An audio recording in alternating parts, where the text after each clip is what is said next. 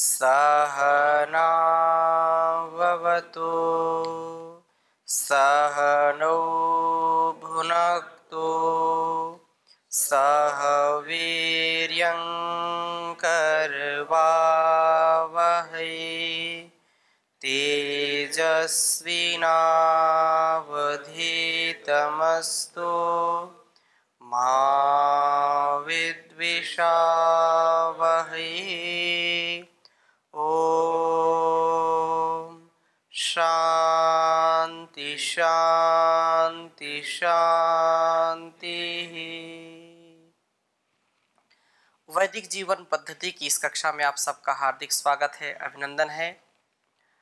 पतंजलि योग पीठ से परम पूज्य स्वामी जी महाराज, परम पूज्य आचार्य श्री के पावन संकल्प से वेदों का ज्ञान, वैदिक जीवन, वैज्ञानिक जीवन जो हमारे ऋषियों का था, उसका ज्ञान यहाँ से बराबर सभी के लिए दिया जा रहा है।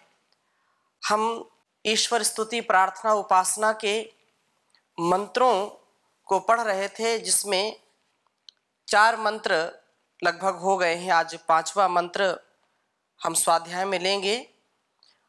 चौथे मंत्र में ये कहा कि जो यह प्राणतो निमिषतो महित्वेकैद्राजा जगतो बभूव या ईशे अस्य द्विपदश्चतुष्पदः कस्मै देवाय हविषा विधेम।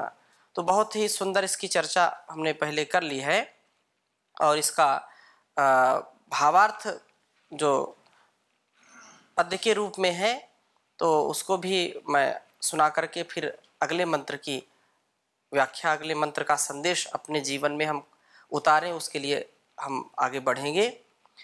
इसमें कहा, तूने अपनी अनुपम माया से जग ज्योति जगाई है, मनुज और पशुओं को रचकर निज महिमा प्रकटाई है।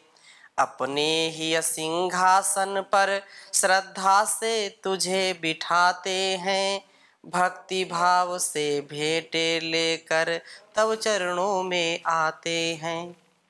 हम उस परमात्मा के प्रति भक्ति भाव का लेश मात्र, उसमें कोई संकोच, कोई कंजूसी ना करें, भक्ति भाव से ओतप्रोत रहें, तो निसंदेह वह जगत पिता हमारी रक्षा करता है, हर प्रकार से हमको सुरक्षा प्रदान करता है।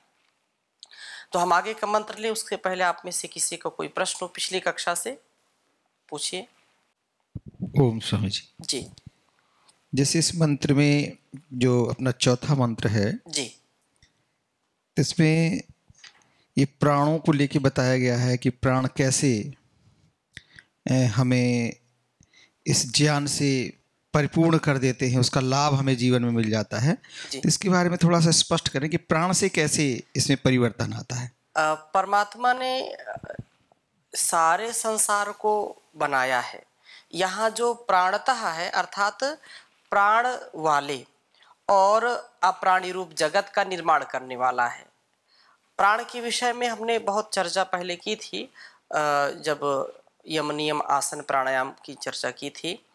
हमको इस मंत्र से इतना संदेशा मिलता है, इतना हमको संकेत मिल रहा है कि जो कुछ भी चर अचर के रूप में है, जो भी जड़ चेतन के रूप में है, जो भी जीव प्रकृति के रूप में, कैसे भी आप शब्दों का प्रयोग करें, वह शब्द उस परमात्मा के विशेष कृतित्व के लिए है, क्योंकि उसकी कृति से ही सारा संसार बना है। चाहे हमारा शरीर हो और चाहे ये संसार हो, नदी, पर्वत, हिमालय आदि देखते हैं हम, ये तो देवभूमि है। कोई संसार का व्यक्ति, कोई वैज्ञानिक ऐसी रचना कर नहीं सकता है, ऐसे सुंदर शरीरों का निर्माण करता है। कितने हजारों हजारों प्रकार के जीव जंतुओं को बनाया है। तो वो जो प्राणी और अप्राणी, कितना सुंदर दृश्य, अनेक प्रकार के फूलों को, अनेक प्रकार के फलों को, अनेक प्रकार के जो है वनस्पति पौधों को, अनेक प्रकार के पत्तियों की कतरन को देखो, एक पत्ती आपको दूसरे पत्ती से मेल खाती हुई नहीं मिलेगी। एक फल का स्वाद दूसरे फल के जैसा नहीं मिलेगा। किसी में मिठास है, किसी में खटास है, किसी में जो है अम्लता है, किसी में जो है मधुरता है, किसी में तिक्त है। तो ये उस परमात्मा की कृति है। उस प्रकृति को उसने विशेष प्रकृति प्रकर्षण परमात्मा ने इस प्रकृति को बनाया है। प्रकृष्टेन जो है कृतित्व जिसका है, उसी पंच तत्वों से ही कितने कितने विभिन्न प्रकार के जीव जंतुओं की रचना की है, कितने प्रकार के शरीरों का निर्माण किया है। तो इसमें दो प्रकार के निर्माण है, एक जड़ है और एक चेतन है। इसलिए कहा कि जो प्राणतः प्राण वाले और निमिषतः अप्राणी रूप जगत का महित्वा अनंत महिमा से एक ही राजा विराजमान था, विराजमान है बभुआ, जो मनुष्य और गौ आदि पशुओं का बनाने वाला है, उनके शरीरों की रचना करने वाला है। इसलिए यहाँ पर प्राण, अब क्योंकि आज का जो युग है इसमें लोगों को उसके ऊपर विश्वास नहीं होता। वो तो बोलते हैं तो घटना है, ये पृथ्वी का बनना, सूर्य का बनना, हमारा जन्म लेना, सागर पर्वत, ये सब क्या, ये घटना है, घटना के क्रम में बन गई, इसमें कोई ईश्वर का हाथ नहीं, ईश्वर की कोई शक्ति काम नहीं करती है, ऐसा कुतर्क करते हैं। लेकिन यह कुतर्क, यह उनका अभिमान, यह झूठा अभिमान एक दिन उनको ले डूबता है। ऐसे कृतज्ञ लोगों का कभी भी उत्थान नहीं हो सकता है। हाँ, हो सकता है कि धन दौलत आदि कमा ले, लेकिन आत्मिक उन्नति कभी हो नहीं सकती है। जैसे तीसरे मंत्र में कहा था, या आत्मदा बलदा, उनको कभी भी आत्मिक बल का सामर्थ्य नहीं मिलता है। इसलिए उस परमात्मा के प्रति हम कृतज्ञ रहें, एक पल के लिए भी हमारे अंदर उसका विस्मरण ना हो, सदा स्मरण हम उसको करके रखें। और दूसरी बात यह है कि ये जो वेद विद्या है, वेद मंत्रों को हम पढ़ रहे हैं, और वेद मंत्र हमारे एक एक शब्द में होने चाहिए, एक एक विचार में वेद मंत्र होने चाहिए। जो विद जाने, जो भी ज्ञान पूर्वक हमारा स्वकर्म है, स्वधर्म है, वो वेद विद्या है। हमारे अंदर जो ज्ञान है वो ऋषियों का ज्ञान है, ऋषियों ने उस परमात्मा से वेद के रूप में ग्रहण किया है। तो हम अपने को अहंकारी ना बनाएं, अपने को हम बिल्कुल अकिंचन माने। हमारा अस्तित्व तो इस धरा पर एक मिट्टी के कण के बराबर नहीं है, फिर क्यों अहंकार में है? अपने अस्तित्व को समझें और उस जगत पिता के समक्ष नतमस्तक हो जाएं, उससे विनय करें। प्रभु वेद विद्या का विस्तार कर दो, दुखी देश भारत का उद्धार कर दो। यह भारत जो आर्यवर्त है, वेद की विद्या को भूल करके अनेक प्रकार के जंजालों में फंस गया। जहां से पूरी दुनिया में वेदों का उद्घोष हुआ, जहां भारतवर्ष पूरी दुनिया को संस्कार दिया, और वहां आज ऐसे कुत्सित मति वाले जो अल्पज्यता अविवेकता में अपने जीवन को और इस जगत को दूषित कर रहे हैं। तो वेद का ज्ञान ही, वेद का जो उपदेश है, वही इस जहान को, इस इंसान को महान बना सकता है, और कोई उपाय नहीं है। इसलिए कहा, प्रभु वेद विद्या का विस्तार कर दो, दुखी देश भारत का उद्धार कर दो। जमाना हुआ सो रही आर्य जाति, जमाना हुआ सो रही श्रेष्ठ जाति, इसे मोह निद्रा से बेदार कर दो। प्रभु वेद विद्या का विस्तार कर दो। तपोबल के पौधे भी मुरझा चुके हैं, तपोबल के पौधे भी मुरझा चुके हैं। इन्हें ज्ञान अमृत से गुलजार कर दो। प्रभु वेद विद्या का विस्तार कर दो। भुजाओं में दो भीम साबल हमारे, भुजाओं में दो भीम साबल हमारे। रगों में ऋषि रक्त संचार कर दो। रगों में ऋषि रक्त संचार कर दो। प्रभु वेद विद्या का विस्तार कर दो। बचाने को भारत की नौका भंवर से, बचाने को भारत की नौका भंवर से। सदा आर्य वीरों को तैयार कर दो। सदा श्रेष्ठ आर्यों को तैयार कर दो। प्रभु वेद विद्या का विस्तार कर दो। दुखी देश भारत का उद्धार कर दो। दुखी विश्व सारे का उद्धार कर दो। तो वेद विद्या ही मनुष्य को ऊंचे विचारों वाला बना सकती है, और कोई विद्या इसको उत्थान क्यों नहीं ले जा सकती। हाँ, संकुचित विचारधारा से जो कुछ मिलेगा थोड़ा बहुत मिलेगा। अतः हमको समझना चाहिए, जानना चाहिए, क्योंकि वेद विद्या ही हम सबका आधार है। इस जीवन का उद्धार करने का एक ही उपाय है, वो वेदों की ओर लौटो। महर्षि दयानंद जी का जो उद्घोष है, वेदों की ओर लौटो। यदि जीवन में कुछ पाना है और जगत को कुछ देना है, और कोई उपाय नहीं है। इसलिए अब हम आगे चलते हैं और हम 5वें मंत्र का स्वाध्याय करेंगे। और 5वें मंत्र में भी बहुत ही विशेष बात कही है। ओम येन देवरुग्रा पृथ्वी च दृणा। लिख लीजिए इसको।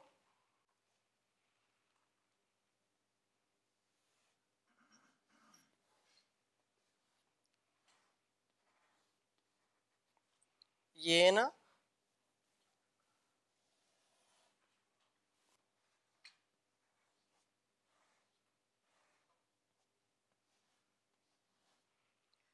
देवरुग्रा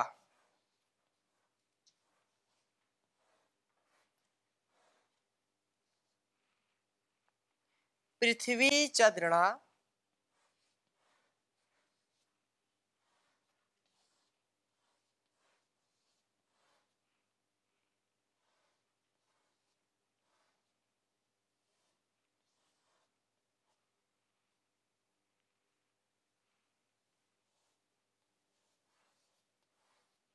पृथ्वी च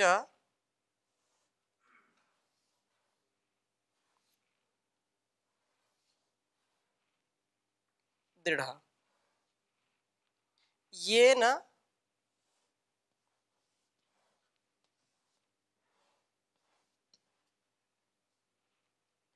स्वः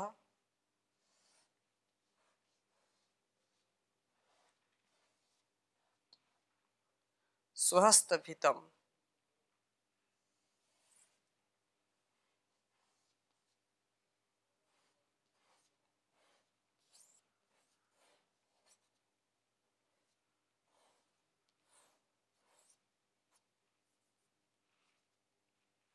भितम् येन नाकः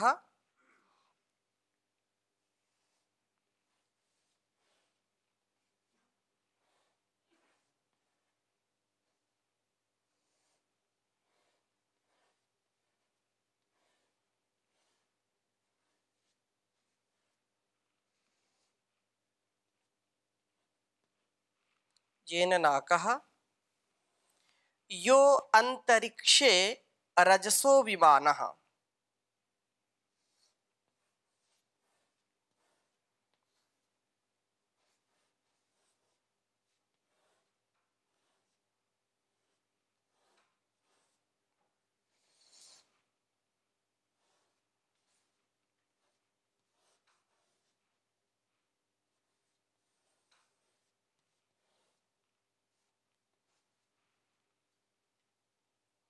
यो अंतरिक्षे रजसो विमान।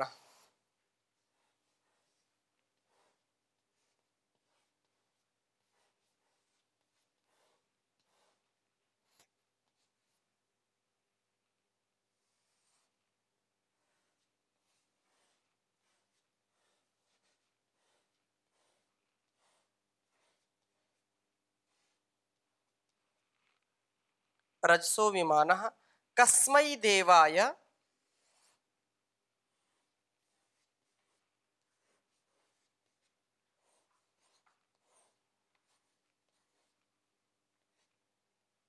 कस्मै देवाय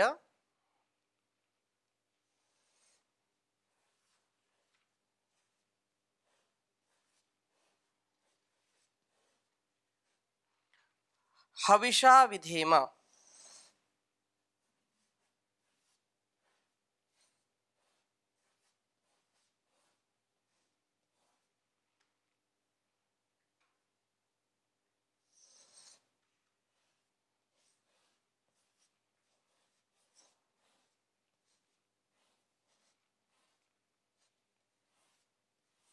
यह मंत्र यजुर्वेद और ऋग्वेद दोनों में मिलता है। उच्चारण करेंगे। ओम येन द्यौरुग्रा पृथ्वी च दृढ़ा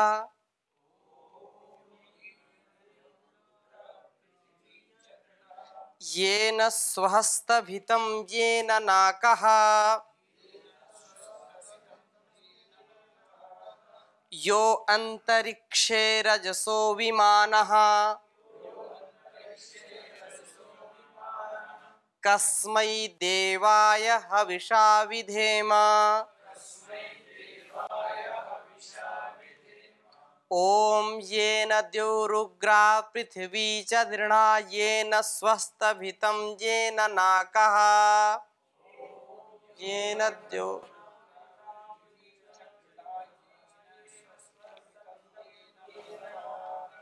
यो अंतरिक्षे रजसो विमानः कस्मै देवाय हविषा विधेम।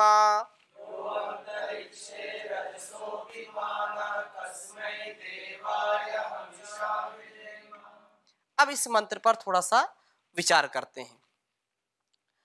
इस मंत्र का अर्थ करते हुए महर्षि लिखते हैं कि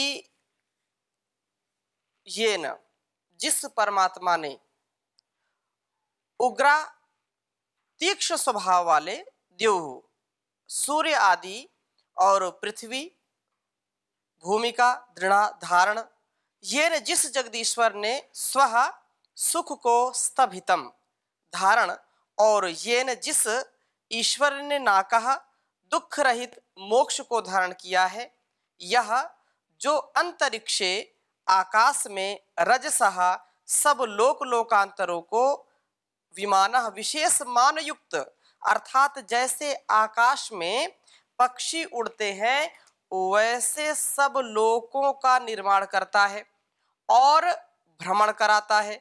हम लोग उस कस्मई सुखदायक देवाय हविषा विधेम, अर्थात जो कामना, उस सुखदायक कामना करने के योग्य पर ब्रह्म की प्राप्ति के लिए हविषा सब सामर्थ्य से विधेम विशेष भक्ति करें। वह जो परमात्मा सब रवि चंद्र तारे आदि रच करके निज प्रकाश से जिनको चमकाया है, तो इस मंत्र का भावार्थ पद्य में इस प्रकार से किया। तारे रवि चंद्रादिक रच कर निज प्रकाश चमकाया है, धरणी को धारण कर तूने कौशल अलख लगाया है। तू ही विश्व विधाता पोषक, तेरा ही हम ध्यान करें, शुद्ध भाव से भगवन तेरे भजनामृत का पान करें। शुद्ध भाव से भगवन तेरे भजनामृत का पान करें। तो उस परमात्मा के जो है भजन का, उसके अमृत रूपी भजन का हम पान करें सदा ही। इससे भिन्न कोई भी कार्य यदि आता है तो उसमें भी हम उद्विग्न ना हो। संसार के सभी श्रेष्ठ कार्यों को करते करते, अपने परिवार का भरण पोषण करते करते कभी ना कभी दुख आ जाता है, कभी ना कभी हम दुखी हो जाते हैं, कष्ट आते हैं। लोक के व्यवहार में ऐसा सुख दुख लगा ही रहता है, लेकिन जो भजन के माध्यम से अपने जीवन को ऊपर उठाता है वो कभी भी दुखी नहीं होता है। उसको भजन सुनने में ही आनंद आता है और वो भजन गाता भी है, गुनगुनाता है, तो जो है मन का प्रसाद, मन की निर्मलता उससे मिलती है। भजन भी वेद मंत्र से कम नहीं, क्योंकि वेदों का ज्ञान ही भजन के रूप में आता है और उसको हम अपने जीवन में उतारें।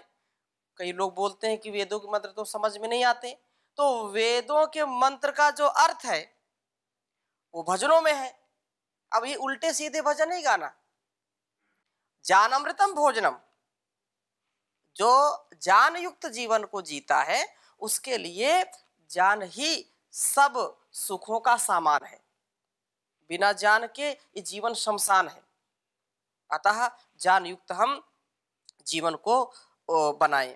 तो येन देवरुग्रा पृथ्वी च दृढ़ा येन स्वस्थ वितम येन ना कहा, उग्रता व दृढ़ता कर्म अकर्म विकर्म। इसके विषय में चर्चा कर रहे हैं कि येन, जिसने द्यौ अर्थात द्युलोक को उग्रा, बड़ा तेजस्वी बनाया है। द्युलोक में सितारे चमक रहे हैं, उनकी ज्योति से यह जगमग सारा संसार हो रहा है। यदि द्युलोक में परमात्मा सूर्य चंद्र आदि न बनाता, सितारे न बनाता, तो हमारी पृथ्वी जहां हम रहते हैं हमेशा अंधकार ही अंधकार होता। हाँ, तो ये जो चमक है वो चमक हमारे अंदर भी होनी चाहिए, अर्थात ज्ञान का प्रकाश हमारे अंदर भी होना चाहिए। एक अंदर की चमक है, एक बाहर की चमक है। बाहर की चमक तो धूमिल हो जाएगी, लोग कितना भी जो है अपने शरीर को चमकाते रहते हैं, कुछ अलग अलग चीजें लगाते रहते हैं, लेकिन अंदर की यदि चमक, अंदर की यदि प्रसन्नता, अंदर का ज्ञान जब तक व्यक्ति के जीवन में नहीं उतरता है तब तक बाहरी कोई भी साजो सामान, कोई भी श्रृंगार आपको सुसज्जित करा करके आपको प्रकाशित नहीं कर सकता है। वो तो क्षणिक है, चाहे वाणी से हो, व्यवहार से, मन पवित्र हो, वाणी पवित्र हो, शरीर पवित्र हो, हमारे सारे कर्म पवित्र हो, इससे हमारा जीवन श्रेष्ठ बनता है। तो अब ये जो परमात्मा ने देवलोक बनाया, और देवलोक में क्या है, सूर्य और चंद्र आदि सितारों को बनाया, उसकी ज्योति से सारा ये जगमगा रहा है। शरीर में मस्तिष्क ही दिवलोक है, इसे भी ब्रह्म ज्ञान के सूर्य से तथा विविध विज्ञानों के नक्षत्रों से दीप्त करता है वो परमात्मा। इसको भी हमको दीप्त करना है। जैसे पृथ्वी से ऊपर दिवलोक है और दिवलोक का प्रकाश कहाँ पड़ता है, पृथ्वी पर। पृथ्वी पर प्रकाश पड़ता है तो वनस्पतियां होती हैं, वनस्पतियां होती हैं तो फिर अन्न आदि, जो अन्न के रूप में हम उसको आहार के रूप में सेवन करते हैं, जिससे प्रजा उत्पन्न होती है। यदि प्रकाश सूर्य का ना पड़े, पृथ्वी पर प्रकाश ना पड़े, तो वनस्पतियां भी नहीं होंगी, वनस्पतियां, फूल भी नहीं होंगे, तो फिर हमारा जीवन भी बड़ा कठिन हो जाएगा। इसलिए हमारा ये जीवन कब कठिन होता है, एक तो सूर्य चंद्र की बात कही, सितारों की बात कही, हमारे जीवन का जो प्रकाश है वो कहाँ है, मस्तिष्क में, हमारी बुद्धि। तो हम मस्तिष्क से कैसे हो, ज्ञानवान हो, हृदय से क्या हो। परम पूज्य स्वामी जी महाराज बार बार इस बात को कहते हैं, हमारा मस्तिष्क कैसा हो, ज्ञानवान हो, पूरा ज्ञान से भरा हुआ होना चाहिए। हृदय कैसा होना चाहिए, श्रद्धा से भरा होना चाहिए, श्रद्धावान होना चाहिए। और बाहुबल, शक्ति संपन्न होना चाहिए, बलवान होना चाहिए व्यक्ति को शरीर से। बुद्धि जो है दिमाग से बुद्धिमान, ज्ञानवान, हृदय से श्रद्धावान और शरीर से बलवान होना चाहिए। ये तीन प्रकार से जब व्यक्ति श्रेष्ठता को प्राप्त करता है तो दुनिया में कभी भी धराशायी नहीं होता, कभी पराजित नहीं हो सकता है। कोई माई का लाल संसार में उसको पराजित नहीं कर सकता है। और जिसकी स्वयं की प्रज्ञा नहीं, तो कहा यस्य नास्ति स्वयं प्रज्ञा शास्त्रम तस्य करोति किम। जिसका स्वयं का दिमाग काम नहीं कर रहा है तो सारे संसार का उसको ज्ञान हो जाए, सब समझ जाए, तो भी वह जीवन को अच्छा जी नहीं सकता है। इसलिए हमारे दिमाग को जो है कलश, जैसे मनुष्य का शरीर कलश के रूप में माना है, तो कलश में, जब कलश समझते हैं ना, शुभ कर्मों या शुभ कार्यों में कलश रखते हैं, यज्ञ भी करते तो भी कलश रखते हैं, शादी विवाह होता तो भी कलश रखते हैं, और उसके ऊपर क्या जलाते हैं? दीपक जलाते हैं। दीपक जलाते हैं कि नहीं? ये शरीर भी कलश के रूप में है। इसके ऊपर दिमाग, जो हमारा मस्तिष्क है, वो ज्ञान से भरा होना चाहिए। हृदय में श्रद्धा होनी चाहिए, लबालब श्रद्धा से ठसाठस व्यक्ति को भरा रहना चाहिए। क्यों? क्योंकि श्रद्धावान लभते ज्ञानम। जिनके अंदर श्रद्धा है वही विद्या को प्राप्त कर सकते हैं, वही ज्ञान को प्राप्त कर सकते हैं। इसलिए बहुत सुंदर बात कही इस वेद मंत्र में। उस परमात्मा ने द्युलोक में अर्थात शरीर के सबसे ऊपरी हिस्से में क्या बनाया? दिमाग बनाया। सारी संवेदनाओं को उत्पन्न किया। बुद्धि की शुद्धि वेदों से है, अर्थात हमको जान के गंगा में जरूर डुबकी लगानी चाहिए, जान जल में जरूर स्नान करना चाहिए। इसलिए यहां कहा कि यह मस्तिष्क भी द्युलोक है, इसमें भी ब्रह्म ज्ञान का जो सूर्य है वो प्रकाशित होता है। जब ब्रह्म ज्ञान हो जाता है, जब उस परमात्मा की शक्ति की हम समझ थोड़ी सी पैदा करते हैं, तो हमको तो लगता है तो हम तो कुछ है ही नहीं। इसलिए उसके प्रति सदा नतमस्तक होकर के अपने ज्ञान विज्ञान को आगे बढ़ाना चाहिए। ज्ञान विज्ञान जितना हमारा प्रबल होगा, उतना उतना मेरा जीवन और ये सारा जगत भी सुंदर होगा, सुखी होगा, और कोई दूसरा उपाय नहीं है।